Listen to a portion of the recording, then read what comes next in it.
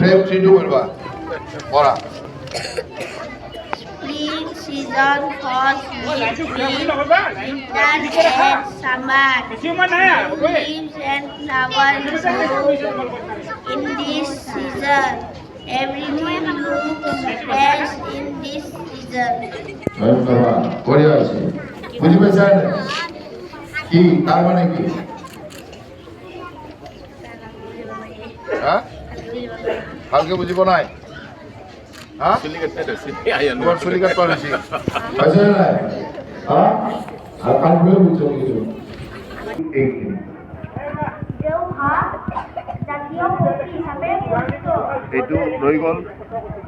দেওহা অসমৰ জাতীয় পক্ষী হিচাপে পৰিচিত। এবিধ চৰাই অসমৰ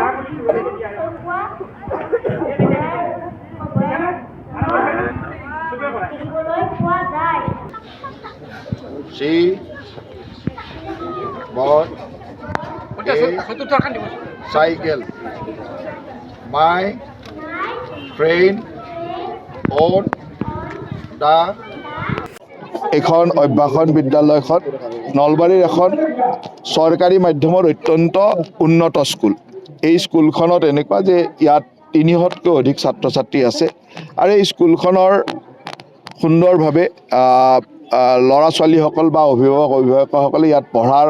পঢ়োৱাৰ বা পঢ়াৰ আগ্ৰহ প্ৰকাশ কৰে। মই স্কুলখনলৈ আহি স্কুলখনৰ মানদণ্ড স্কুলখন কেনেকৈ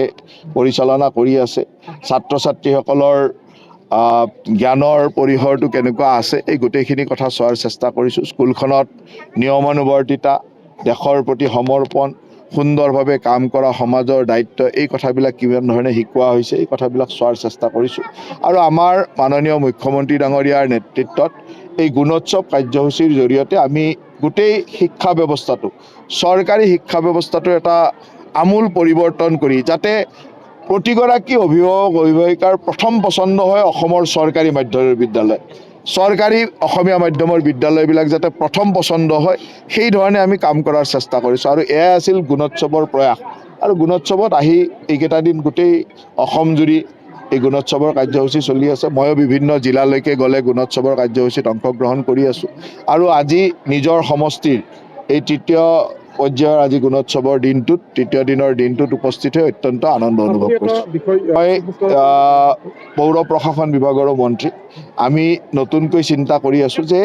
প্লাষ্টিকৰ ব্যৱহাৰৰ ওপৰত সজাগতা আনিবৰ কাৰণে আমি স্কুলসমূহতো এই ধৰণৰ কথা কিছু চিন্তা কৰি আছোঁ। মই স্কুলৰ ছাত্ৰ ছাত্ৰীসকলৰ মনৰ কথাও জানিব চেষ্টা কৰিছোঁ যে তেওঁলোকে কি বিচাৰে। ইতিমধ্যে আমি গুৱাহাটীৰ কেইখনমান স্কুলত কৰিছিলোঁ আৰু তাত এটা সফল ৰূপ পাইছোঁ। এতিয়া গোটেই অসমৰ স্কুলত এই ধৰণৰ কাম কৰাৰ পৰিকল্পনাত আছোঁ। সেইকাৰণে মই ছাত্ৰ ছাত্ৰীৰ মনৰ পৰাও তেওঁলোকৰ মনৰ কথাখিনি জানিব ব্যস্ত কৰিছোঁ। ধৰক যিসমূহ প্লাষ্টিক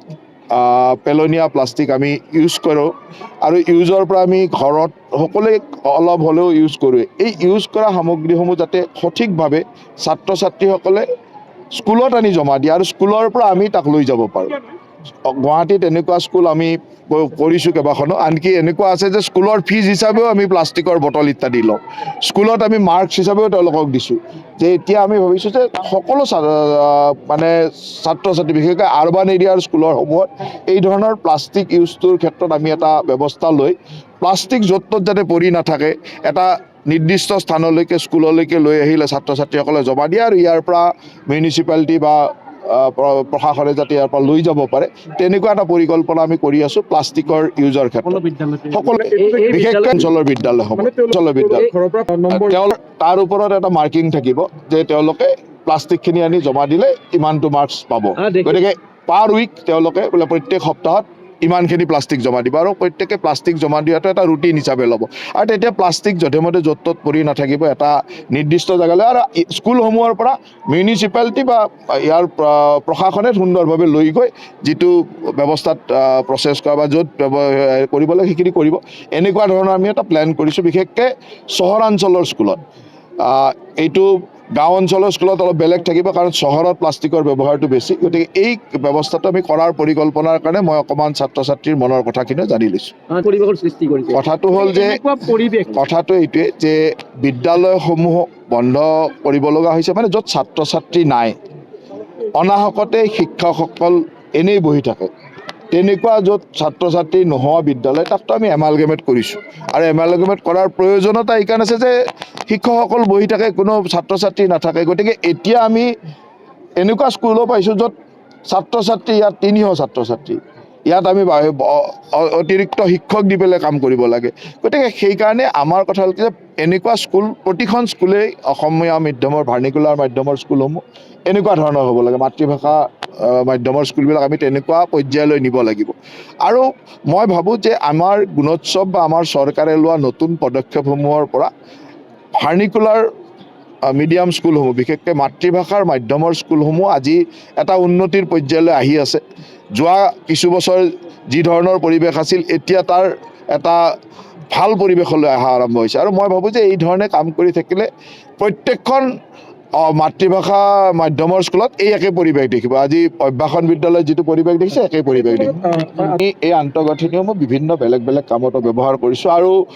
এই ধৰণৰ পৰিৱেশটো কৰিলে সেই স্কুলসমূহ আৰু প্ৰয়োজন হৈ পৰিব পাৰে তাৰ কাৰণে ব্যৱস্থা আমিতো ভাবোঁ যে কেইদিনমান পিছত আৰু প্ৰয়োজন হৈ পৰিব যদি আমাৰ এই ধৰণৰ সজাগতা আমাৰ মাজত আহে ঘৰত আনন্দ আৰু সম্পৰ্কৰ চমক বজাই ৰাখিবলৈ জৰুৰী হৈছে সকলো আনন্দময় মুহূৰ্তত মৰমৰ উপহাৰ দিয়াটো সেইবাবে মধুশ্ৰী জুৱেলাৰ্ছে আনিছে সকলো ৰঙীন ক্ষণৰ বাবে বিশেষ গহনা হীৰাৰে হওক সোণৰে হওক বা ৰূপৰে হওক শ্ৰেষ্ঠ ডিজাইনছ আৰু হলমাৰ্কযুক্ত গহনাই ৰাখে সম্পৰ্কক নিখুঁত তেনেহ'লে আজিয়ে আনক আনন্দ মধুশ্ৰী জুৱেলাৰ্ছৰ সৈতে যোগাযোগ কৰক 7002800341 নাইবা ভিজিট কৰক LNB ৰোড নলবাৰী অসম